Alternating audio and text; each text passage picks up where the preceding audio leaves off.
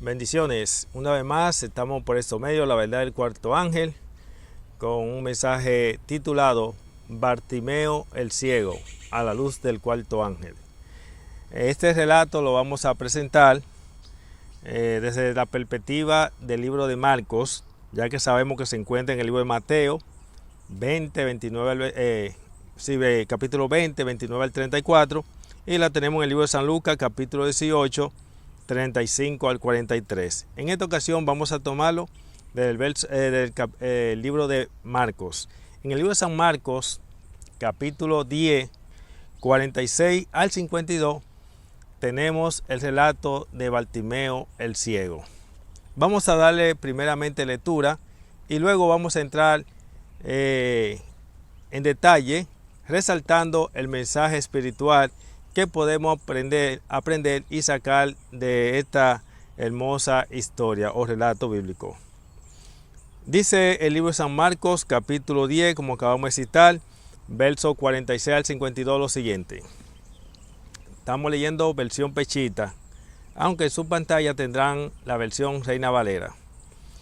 Entonces llegaron a Jericó, y al salir Jesús de Jericó con sus discípulos y una gran multitud, el ciego Timeo, hijo de Timeo, estaba sentado mendigando a un lado del camino. Dice el 47. Y al oír que era Jesús de Nazaret, empezó a dar voces diciendo: Ten misericordia de mí, hijo de David. Muchos lo reprendían para que se callara, pero él gritaba aún más, diciendo: Ten misericordia de mí, hijo de David. Entonces Jesús, deteniéndose, lo mandó a llamarlo, y llamaron al ciego, diciéndole: Ten ánimo, levántate, él te llama. Enseguida el ciego, arrojando sus vestiduras, se puso de pie y vino ante Jesús. Y Jesús le dijo: ¿Qué desea que haga por ti? Y el ciego le dijo: Que yo vea. Y Jesús le dijo: Recibe la vista, tu fe te ha sanado. Y al instante recibió la vista y se marchó por el camino. Esta es la lectura del ciego Bartimeo. Aquí podemos ver lo siguiente. Primeramente vemos que Jesús anda con su discípulo y una gran multitud.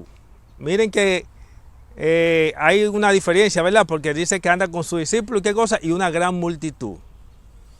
A mí me llama siempre la atención la multitud, porque la multitud son problemáticas. ¿Ustedes se acuerdan cuando presentamos el caso de Zaqueo? La multitud daban problemas, y la multitud siempre da problemas. Así que es importante que usted sepa eso y se cuide de la multitud, del montón de gente, de lo que es la mayoría.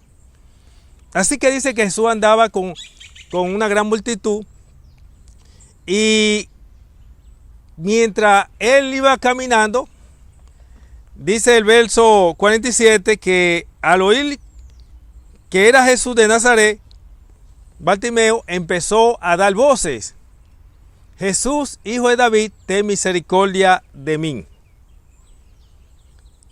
Pero dice el relato, verso 48, muchos lo reprendían para que se callara, pero él gritaba aún más fuerte. Así que vemos que entre la multitud dice que muchos que cosas les reprendían. Cállate, cállate. Usted puede estar seguro que esas voces era el diablo a través de esos instrumentos que estaban dentro de la multitud. Porque el diablo no le convenía que este hombre recobrara la vista, que tuviera vista, y mucho menos que se hiciera un milagro tal, porque eso le daría a Jesús más fama, eso le daría más poder al evangelio, eso diera a conocer realmente quién es el verdadero Mesías, etcétera, etcétera. Hay una serie de razones por las cuales al diablo no le convenía que ese milagro se realizara. Así que esta parte también me llama la atención de este relato, donde dice que muchos de entre la multitud le decían: cállate, cállate, pero me sorprende aún más de que él, mientras más le callaban, más alto decía: Jesús, hijo de David, ten misericordia de mí. Es decir, que Bartimeo ignoró las voces del diablo a través de esos que estaban entre la multitud, que no querían que ese hombre fuera sanado. Esta gente que querían que el ciego se mantuviera en la condición en que estaba. Así que entonces el ciego, ignorando aquí este consejo, no todos los consejos se pueden escuchar, y más cuando se trata de algo tan delicado, dice el relato que Jesús, deteniéndose, según el verso 49, le mandó a llamar. Así que cuando le mandó a llamar, efectivamente, le dijeron, ten ánimo, él te ha mandado a llamar. Yo me imagino el refrigerio que fue para allí, para Bartimeo, el saber que el maestro se había detenido y que le había mandado a llamar. Pero me llama la atención también de que Jesús le pregunta, ¿qué quiere que haga? Y es normal que se pueda hacer esa pregunta o lógica. ¿Por qué? Porque el relato ya había dicho anteriormente que Bartimeo se encontraba pidiendo limosna. Bartimeo también podía haber llamado al maestro para que el maestro le diera una limosna. Por eso el maestro le pregunta, ¿qué tú quieres? Pero Bartimeo era un hombre inteligente, un hombre sabio, un hombre que sabía pedir. Y él pidió lo esencial, porque una limosna le podría servir quizás para que alguien, quizás quién sabe cuántas personas lo engañaban con lo que él recibía y le daba para que buscaran alimento. Pues él sabía que con la limosna no más que podía obtener quizás el sustento de la mañana, de la tarde, qué sé yo, del día. Pero pidiendo la visa, eso era un don tremendo, un don maravilloso, porque a través de la visa él podía ya trabajar y tener más que limosna. Así que entonces él fue sabio, y cuando el maestro le dijo, ¿qué quiere que haga? Dice que él le dijo que recobre la vista. También dentro del relato hay algo que me llama la atención, porque cuando el maestro le manda a llamar, dice el relato que él tomó su vestidura y le echó a un lado. Dice el verso 50, enseguida el ciego, arrojando su vestidura, se puso de pie y vino ante Jesús. Y estuvo de pie. Así que vemos que cuando él es llamado, él dice qué cosa, arroja su vestidura. ¿Por qué me llama la atención la vestidura? Porque en la Escritura, la vestidura es una representación de la justicia. Y hay dos clases de justicia. Está la justicia de Cristo y está la justicia propia. Así que a él arrojar la vestidura era un símbolo, una representación, que él se olvidó de su condición como pecador, él se olvidó de sí mismo, él dejó a un lado su justicia propia y entonces fue ante el maestro. Él, si se hubiese puesto a pensar, no, yo no soy digno, yo no merezco hacer esto, yo no puedo, yo soy un pecador, él no da esa voz y pide esa ayuda. Así que él olvidándose de lo que era, vino, ¿qué cosa? Arrojó su vestidura que representa la justicia propia, dejó todo y fue, ¿qué cosa? Hacia donde el maestro. Así que esa historia me llama mucho la atención porque Bartimeo también era del pueblo. Bartimeo no veía otra solución, otra esperanza más que Jesús. Y en el pueblo podían haber visto personas que pudieran solucionar su problema aparte de Jesús, porque Elías resucitó muerto. Los apóstoles posteriormente a este relato también sanaron, dieron vista a ciego. O sea, ¿por qué no podíamos haberlo hecho antes? Cuando otro, como en el caso de Eliseo, curó leproso, claro, por el poder del Espíritu Santo, claramente está. Pero al no haber quien hiciera esto en esta ocasión, eso indica que estaban desprovistos de la gracia de Dios. Nosotros sabemos la condición en que estaba el pueblo. Así que Bartimeo no vio más solución y esperanza que Jesús. Por eso esta lección está llena de mucho mensaje. Aquí podemos ya, como podemos notar, Bartimeo, como mencioné, ignoró la multitud. Gritó más fuerte mientras le mandaban a callar. Bartimeo pidió lo correcto, pidió la vista en lugar de limosna. Bartimeo me llama la atención, como acabé de mencionar, porque él se olvidó de sí. El verdadero mensaje de justificación por la fe dice: no te veas como lo que tú eres, vete como lo que Dios te hizo. ¿Qué es lo que tú eres? Un pecador. ¿Qué es lo que Dios te hizo? Un santo en Cristo Jesús. En Cristo Jesús somos santos. Por eso la primera vez Jesús vino por los pecadores, pero la segunda vez viene por los santos. Jesús no viene por los pecadores, por los santos. Por eso hay un salmo que dice: juntame mis santos, los que hicieron pacto con sacrificio. Hay muchos que esperan de resolver sus problemas para llegar a Jesús. No. Bartimeo fue con su problema. Bartimeo no se miró a sí mismo. Bartimeo, él sabía que había nacido ciego, o que era ciego, pero él no le dio mente a eso. Él decía: este es el hombre, es mi única esperanza. No lo puedo dejar ir. Por eso él daba voces y voces, y daba voces más alto, porque él sabía o consideraba que era su última esperanza. Así que vemos allí el relato, lo maravilloso que concluyó, donde él recibió lo que había pedido y lo que tanto anhelaba, que era su vista.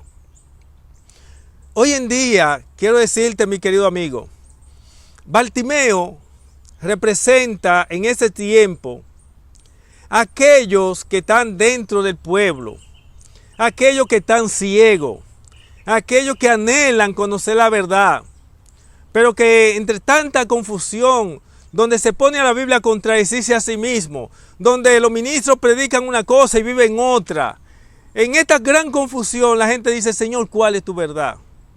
Señor, dime, ¿cómo es esto? Y el Señor está dispuesto a los Bartimeos, a los que están clamando, a los que están gimiendo por estas circunstancias y las circunstancias en las que se encuentran, que piden sabiduría. El Señor está dispuesto a hacer el milagro. Yo estoy compartiendo este mensaje con ustedes porque también es mi testimonio. Yo había nacido ciego, pero no he nacido ciego físicamente, sino ciego espiritualmente. Porque Bartimeo representa hoy en día a aquellos que han nacido en la iglesia, ya sea a través del bautismo del agua, o que hayan nacido en un hogar cristiano, pero que han sido mal instruidos, que se le ha enseñado una parte de la verdad y la otra se le ha ocultado. Bartimeo representa a aquellos que saben que algo anda mal. Yo había nacido ciego, había leído la Biblia, como le he dicho en otra ocasión, en otro video, como 50 veces entera. No comprendía la palabra de Dios. Yo sabía que algo andaba mal. Cuando preguntaba y buscaba respuesta, no me eran satisfactorias. Veía, no, algo anda mal, porque es que no me convence, eso no procede de esa manera. Y tuve que decirle: Señor, mira, ya he leído tu palabra como 50 veces entera, la había leído. Y le digo: Señor, yo no entiendo. Ya yo me estoy cansando, me estoy aburriendo de tu palabra. Porque no veo, explícame. Y empecé a clamar por sabiduría. Dice un texto del libro de Eclesiastés que el sabio tiene su ojo en su frente, es decir, los ojos son símbolos de sabiduría. Comencé a pedir sabiduría al Señor: dame, Señor, sabiduría para poder comprender tu palabra. ¿Por qué será que los teólogos ponen tu palabra a contradecirse? ¿Por qué será que si la Biblia dice que el que recibió el bautismo, el agua y el espíritu, gozó del don celestial y recayó, es imposible ser renovado para arrepentimiento? Y los teólogos dicen que sí. Señor, ¿por qué si tu palabra dice, según Hebreos 10:26, que el que peca deliberadamente no es más sacrificio por tu pecado? Pero ellos dicen que sí, que siga habiendo sacrificio por su pecado. Yo decía: Señor, ¿por qué si tu palabra tiene un mensaje para el justo y no para el pecador? ¿Por qué el mensaje que es para el pecador se lo aplican al justo cuando vuelve hacia atrás, y rechazan el mensaje del justo cuando presentan todo lo contrario, que no hay esperanza para el justo porque Cristo murió por los pecados de los hombres antes de su conversión? Yo me decía: ¿por qué, Señor? Porque más adelante fue que el Señor me vino abriéndome los ojos. Cuando empecé a clamar y a pedirle, entonces el Señor lo empezó, como hizo con Moisés, que lo apartó y lo instruyó directamente. Así como hizo con Josué, que comenzó a tratar con él directamente. Así como el apóstol Pablo, el Señor lo apartó durante 3 años allí en Arabia y lo instruyó directamente. Dios a los sellados lo instruye directamente. Los que están en la carne dependen de hombre, y los que andan conforme al Espíritu, los sellados, dependen directamente de Dios. Entonces el Señor comenzó a mostrarme una serie de cosas y de verdades y a mostrarme cuál es la verdadera teología. Que la verdadera teología consiste en poder armonizar un texto bíblico con el otro. Allí el Señor a Bartimeo comenzó a presentarle, a abrirme los ojos y a presentarme que la teología que pone un texto bíblico a contradecir con el otro es una teología diabólica. Oye, yo me quedé sorprendido. Y cuando yo veía, y decía, Señor, pero entonces, ¿cómo yo puedo armonizar Hebreos 10:26, que dice que el que peca deliberadamente no es más sacrificio por los pecados, con 1 Juan 2:1, que dice que si pecamos, abogado tenemos para con el Padre, Jesucristo el justo? No, es que la promesa de 1 Juan 2:1 es para que pecan por ignorancia, error, equivocación. Es que 1 Juan es una carta y en la carta final te dice que hay pecado de muerte y pecado no de muerte. Esa promesa es para que cometa el pecado no de muerte. Señor, ¿y cuál es el pecado no de muerte? Es el pecado que era introducido y es introducido en el santuario. Señor, ¿cuál es? El pecado por ignorancia, error, equivocación. Entonces allí comencé a escudriñar las escrituras, escudriñarlas, y ahora con un ánimo diferente, porque yo estaba cansado, que estaba harto, que ya no quería seguir leyendo más la Biblia. Ahora me vine con más motivación que la primera vez, todas las otras 50 veces que la había leído. Comencé a escudriñar las escrituras para ver esas cosas. Y pude ver que allí en el santuario los pecados que eran omitidos son los pecados por ignorancia, error, equivocación. Y que la misma Biblia, según Número 15, donde presentan los pecados que son admitidos en el santuario y cuáles no, vemos que en 15:30 dice, pero si peca intencionalmente, sería cortado del pueblo, sería sacado del pueblo. Entonces yo decía, Señor, pero ¿cómo yo puedo armonizar Hebreos 6:4-6, donde dice que el que recibió el bautismo del agua del Espíritu y gozó del don celestial y recayó, es imposible ser renovado para arrepentimiento, cuando 1 Juan 1:9 me dice a mí que la sangre de Cristo me limpia de todo pecado? Esa es la promesa para el pecador que no ha sido justificado. Y Hebreos 6:4-6 son para ellos justificados con sus consecuencias si vuelven hacia atrás. Señor, pero ¿y por qué esto? Porque la sangre de mi Hijo cubre los pecados de los hombres antes de su conversión, pero no los pecados de los hombres después de su conversión. Señor, pero si es así, entonces los que han sido justificados, que tú le has perdonado muchísimas veces, y el Señor comienza a mostrarme cuáles muchas veces. ¿Dónde está eso? Eso en las escrituras no aparece. Y me quedé sorprendido. ¿Cómo que no aparece eso? Y yo noté que entonces los hombres que habían sido justificados, solamente el Señor, si era por ignorancia, error, equivocación, entonces le concedió un perdón, pero si era deliberado, entonces lamentablemente morían ahí mismo. Ay, Señor, yo no sabía eso. Y entonces comencé a estudiar la Biblia y vi que del Génesis al Apocalipsis no apareció un solo caso de aquel que después que recibió el perdón volvió a recaer y se recayó, o sea, que aquel que fueron justificados se mantuvieron firmes y no recayeron, y si recayeron no fueron renovados para arrepentimiento. Ahí descubrí que no aparece un solo caso en la Biblia. Mira Manasés cuántos pecados cometió, pero son sus pecados antes de su conversión, antes del perdón. Pero cuando fue perdonado, no volvió a recaer lo mismo. Ahí tenemos el libro Patriarcas y Profetas, el arrepentimiento de Salomón. Salomón no volvió a recaer en lo mismo. Ahí tenemos a Moisés, como era un hombre justo que había gozado del don celestial, cometió un error y el Señor le perdonó, pero después que fue perdonado no volvió a recaer en lo mismo. Vi a David, 1 Reyes 15:5. Me dice que David fue fiel en todo. El Señor le otorgó el perdón, pero no recayó en lo mismo. Y yo decía, Señor, pero es que la Biblia, yo he aprendido que tú perdonas hasta 70 veces 7. ¿Dónde lo dice? Y yo comencé a ver, ¿cómo que lo dice? Pero tú a Pedro, sí, pero eso fue, a Pedro se le dijo que él tenía que estar dispuesto a perdonar a su hermano hasta 70 veces 7. Señor, pero entonces nosotros somos más misericordiosos que tú. Tampoco. Entonces, Señor, ¿cómo es el asunto? No, yo estoy dispuesto a tolerar los pecados de los hombres hasta 70 veces 7, a tolerarlo antes de la justificación, pero no después de la justificación. Ahora yo entendí por qué el Señor toleró tanto los pecados de Manasés, por qué toleró tanto el pecado de David. Pero ni Manasés ni David, después que fueron justificados, volvieron a recaer lo mismo. El Señor me mostró que los teólogos lo que hacen es que señalan los pecados de los hombres antes de la justificación, antes del perdón, para querer poner a contradecir la Biblia y decirle que los hombres que son justificados y vuelven hacia atrás pueden ser renovados para arrepentimiento, tomando los textos bíblicos que eran para ellos antes de la justificación y se lo aplican a ellos después de la justificación. Y que tanto la Biblia, Antiguo y Nuevo Testamento, hablan de lo mismo. Yo me quedé sorprendido. Bartimeo comenzó a ver las escrituras de una forma diferente. Allí el Señor comenzó a abrirme la Biblia, las escrituras, la Biblia, y comencé a ver entonces 2 Pedro 2, 20 y 21, donde dice allí que el que fue sacado de la inmundicia y conoció el camino de justicia y volvió hacia atrás, mejor te hubiera sido no haber nacido. ¿Y por qué, Señor? Porque ya no hay más sangre disponible. Oye, yo me quedé sorprendido y de ahí a partir de ahí fue que empecé a ver por qué el de la tanta mundanalidad. Comencé a ver por qué se baja tanta la norma de las iglesias. Empecé a ver entonces que estos eruditos que se dicen doctores y eruditos, son doctores y eruditos hechos por los hombres, pero no hechos por Dios. Son doctores y eruditos que de una manera consciente o inconscientemente se han convertido en doctores y eruditos, pero del príncipe de la tiniebla. Porque un doctor erudito guiado por el Espíritu Santo no pone la Biblia a contradecirse a sí mismo. ¡Wow! ¡Cuántas cosas pude ver! Allí el Señor comenzó a presentarme lo que es el libro de Ezequiel. En el capítulo 3, cuando me presenta el mensaje para el justo y el mensaje para el pecador. El mensaje para el pecador es uno y el mensaje para el justo es otro. Es decir, que el mensaje para el pecador no se le aplica al justo cuando vuelve hacia atrás y digo, Señor, pero yo no había visto esto nunca. Y entonces allí comencé a ver la cosa diferente.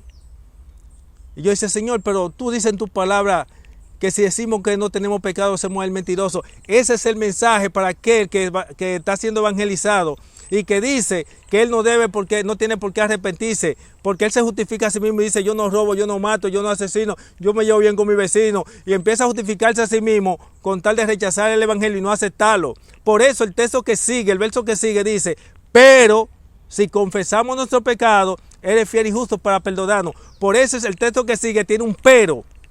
Un pero para aquel que dice que no tiene pecado, que quiere rechazar el evangelio. El Señor le dice, si tú dices que no tiene pecado, hace a Dios mentiroso. Y si se lo hace mentiroso, ya tú sabes la consecuencia, fuego y azufre tendrá. Pero si reconoce tu pecado, entonces yo soy fiel y justo para limpiarte todo pecado. Y, ahora entiendo, Señor.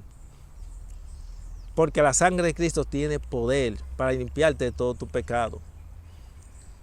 Y el Señor comenzó a presentarme, después que este Bartimeo comenzó a clamar, muéstrame tu verdad, Señor, ya que el Señor vio que yo estaba cansado de leer tanto su palabra, la Biblia, y que no entendía nada. Entonces Él empezó a presentarme las escrituras en su debido orden. Allí comenzó a presentarme que la verdadera teología es la que pone un texto bíblico a armonizar con el otro. Allí me mostró que los teólogos toman un texto como Hebreos 6:4 al 6, Hebreos 10:26, buscan un sinnúmero de explicación y dan tanta vuelta para al final terminar diciendo que lo que el texto dice no es así. Vaya, qué cosa más terrible. Cuando la Biblia es simple y llana. Allí el Señor comenzó a presentarme de que en las Escrituras hay dos conjuntos de verdades bíblicas. Una para el pecador que no ha sido justificada y otro conjunto de verdades que son para ellos justificados con sus consecuencias si vuelven hacia atrás. Pero no solamente comenzó a presentarme esa verdad, sino la paz y la tranquilidad que me dio. No solamente eso, sino que Él me mostró que el pecador, la única manera que puede tener victoria sobre el pecado es siendo participante de la naturaleza divina. Que el pecador tiene que morir a su vieja naturaleza y resucitar a una nueva naturaleza. Allí el Señor me mostró que los verdaderos seguidores de Él no luchan para ser salvos. Alabado sea el nombre de Dios. ¿Y te parece una locura? Yo no lucho para ser salvo. Y los verdaderos seguidores de Él no luchan para ser salvos. Ellos luchan para mantener la salvación. No hay forma de alcanzar la salvación. Por eso los que están luchando con el pecado y están luchando con la salvación van a morir luchando, porque la salvación es un regalo y la victoria es un regalo. Lo que pasa es que cuando se te da la victoria y se te da la salvación, entonces tienes que luchar para mantenerla. Jesús no luchaba para tener victoria sobre el pecado. Jesús luchaba para mantener la victoria sobre el pecado. ¿Está entendiendo? La misma lucha de Cristo son la misma nuestra. Cristo luchaba era para mantener la victoria sobre el pecado. Y el que ha experimentado la conversión lucha para mantener la victoria sobre el pecado. Por eso cuando una persona es declarada hijo de Dios, dice que su nombre está inscrito en el libro de la vida y tiene que luchar para que ese nombre se mantenga. Porque Jehová dijo, el que peque contra mí, yo lo borro de mi libro. Y lo que Jehová dijo, ningún teólogo ni erudito lo puede contradecir. Alabado sea el nombre de Dios. Que Dios levanta al caído. Sí, el caído. Todos nosotros nacimos caídos. Nosotros somos pecadores que nacimos caídos. Pero la Biblia en ninguna parte presenta ni enseña que Dios levanta al recaído.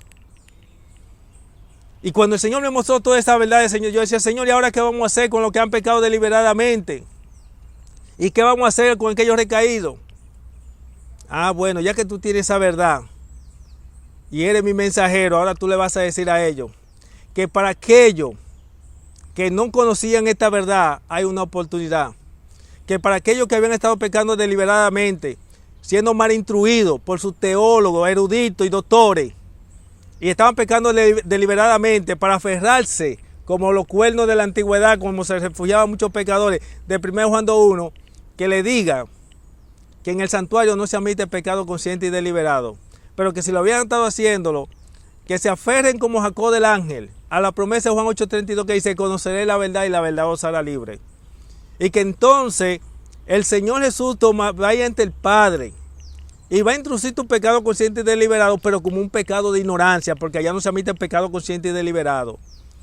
Y cuando Él vaya ante el Padre le diga, dime, y esos pecados, ese muchacho hizo un voto en público, lo hizo ante los demás seres celestiales y ante un público en la iglesia, y él después de eso volvió consciente a hacerlo. El Señor Jesús le va a decir, sí Señor, es verdad, pero él no había sido debidamente instruido. Él era un Bartimeo, y como él era un Bartimeo que no conocía esta verdad, ahora recibió la luz, la reconoció, investigó, estudió la Biblia del Génesis al Apocalipsis, no encontró un solo caso de aquellos que poco fueron justificados, que volvieran hacia atrás y fueran sido renovados para arrepentimiento. Por eso Jesús decía, vete y no peque más. Y ninguno que él justificó volvieron a recaer lo mismo. Es que no aparece en la Biblia. Eso se lo han inventado los pastores y los eruditos desequilibrados mentales, que son endiosados en la iglesia por los ignorantes. Sí, porque los doctores y los eruditos son endiosados, exaltados y puestos en alto por los ignorantes. Y ellos, lo orgullosos que se sienten ellos, por cuando los resaltan. Pero deberían ser más inteligentes. Quienes te están resaltando, quienes te alaban, son ignorantes. Así sí es bueno.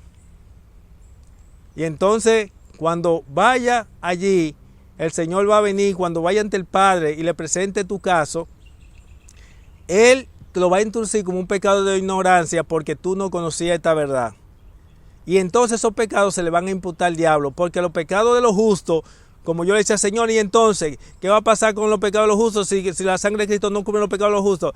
Los pecados de los justos que son por ignorancia se le imputarán al diablo. ¿Cómo va a ser, Señor? ¿Y cómo yo puedo mostrarle eso a la iglesia? Porque yo tengo que mostrarle eso a la iglesia para que puedan creer. Si no puedan, tengo una base bíblica. Ahí tiene Levítico capítulo 16, 8 al 10. El macho cabrío que era sacrificado representa a Cristo, quien muere por los pecados de los pecadores, y el macho cabrío azazel que se imputa a los pecados del pueblo son los pecados de los justos, que son por ignorancia, error, equivocación, que tendrá que pagar el diablo, porque los pecados ninguno se perdonan. Señor, pero tú dices en tu palabra arrepentido y convertido para que sean perdonados vuestros pecados. Quien es perdonado es el individuo, pero no el pecado, porque por los pecados que son perdonados los pecadores, por eso pagó Cristo. Por lo tanto, el pecado no se perdona. Oh, es una forma en que la pudo expresar mi siervo cuando le expresó aquel entonces. Ahora entiendo, Señor. Así que este Bartimeo que usted ve aquí comenzó a clamar, y cuando estuve clamando, precisamente se hizo el milagro que se hizo en el Bartimeo del relato que acabamos de leer de Marcos 10, 46 hasta el 52, como acabamos de leer. Así que, mi amigo querido, yo te invito a que tú no seas indiferente. Yo te invito a que tú no estés de parte de la multitud, que tú no seas de aquello que yo creo esto si la mayoría lo cree. En las escrituras habían personas que cuando presentaban la verdad decían, ¿acaso algunos de los grandes lo han creído? Y si algunos de los grandes no habían creído, entonces ellos no lo aceptaban, pero resultaba ser que los grandes, los que estaban en contra de Cristo, no entendían que los grandes, Jesús le había dicho en Juan 8:44, ustedes son de su padre el diablo. No entendían que los grandes no podían comprender esa verdad. Por eso hay una profecía contra ellos que dice que el Señor toma a la persona de los comunes del pueblo, lo ha de preparar, lo ha de capacitar, y Él demostrará que no depende de gente docta ingreída, y que pocos de ellos serán empleados. Es decir, que así como José de Arimateo, Nicodemo y Pablo, que eran de los pocos que el Señor pudo emplear, lo empleó, y fuera del ministerio, porque el ministerio ya estaba podrido. Hoy en día la historia se repetirá y se está repitiendo. Los pocos ministros que valen la pena, que el Señor va a usar, lo va a usar grandemente, pero lo va a usar fuera del ministerio, teniendo que romper con el sistema, porque el sistema ya está podrido, con la rebajada de normas y con la práctica que han estado introduciendo en la iglesia, que están contrarios a la verdad de que ya Dios ha establecido, que son para los que han sido justificados con sus consecuencias si vuelven hacia atrás. Así que mi amigo querido, yo espero que Dios te pueda bendecir grandemente. Si eres un Bartimeo que ha estado ciego, que no ha comprendido la palabra de Dios, Dios está dispuesto a darte luz. Por eso tenemos estos medios, la verdad, el cuarto ángel, para que tú puedas conocer cómo se armoniza un texto bíblico con el otro, que la Biblia no se contradice a sí mismo. Por estos medios tú puedes poner tu comentario, hacer tu pregunta, cómo armonizar un texto bíblico con el otro, y nosotros podemos responder a esa pregunta. Ah, no, la Biblia dice que no hay hombre justo que haga el bien y nunca peque. Eso es cierto. ¿Por qué? No hay hombre justo que haga el bien y nunca peque. Porque los que son fieles a Dios no podrán serle fieles al diablo. Los que son fieles al diablo no podrán serle fieles a Dios. Por eso estamos en un mundo de un gran conflicto entre el bien y el mal. A Cristo fue crucificado porque Él pecó contra las normas y las leyes del sistema del diablo, porque no estaba en armonía con las leyes de Dios. Así que por eso nosotros notamos que los apóstoles también fueron muertos. ¿Por qué? Porque no estaban en armonía con las normas y los principios de las normas del diablo. Pero vemos que los sacerdotes en los años 70 fueron destruidos. ¿Por qué? Porque ellos no estaban en armonía con la norma de Dios, pero sí estaban en armonía con la norma del diablo. Es decir, miren cómo es que los apóstoles son muertos por el diablo y los sacerdotes son muertos por son muertos por Dios. En los años 70 Dios le envió el castigo y allí por medio de la espada de misma Roma mató entonces a todos aquellos romanos que habían dicho que su sangre caiga sobre nosotros. La espada de Jehová cayó sobre ellos, como antes de la cautividad babilónica. Dios tomó la espada de Siria y Babilonia para los transgresores de su pueblo. En ese contexto es que la Biblia presenta que no hay hombre justo que haga el bien y nunca peque. Por eso yo nunca dejaré de ser pecador. ¿Por qué? Porque mientras yo le sea fiel a Dios, no le puedo ser fiel al diablo. Y el día que le sea fiel al diablo, no puedo ser fiel a Dios. Y Dios me libre, y espero no serlo. Porque los privilegios de los cuales estoy disfrutando, no me luce volver hacia atrás. No hay nada que buscar en servir al enemigo. Así que nosotros vamos a ser azotados por Dios o por el diablo. Si eres fiel a Dios, vas a ser azotado por el diablo. Y si eres fiel al diablo, vas a ser azotado por Dios. No podemos librar de este azote.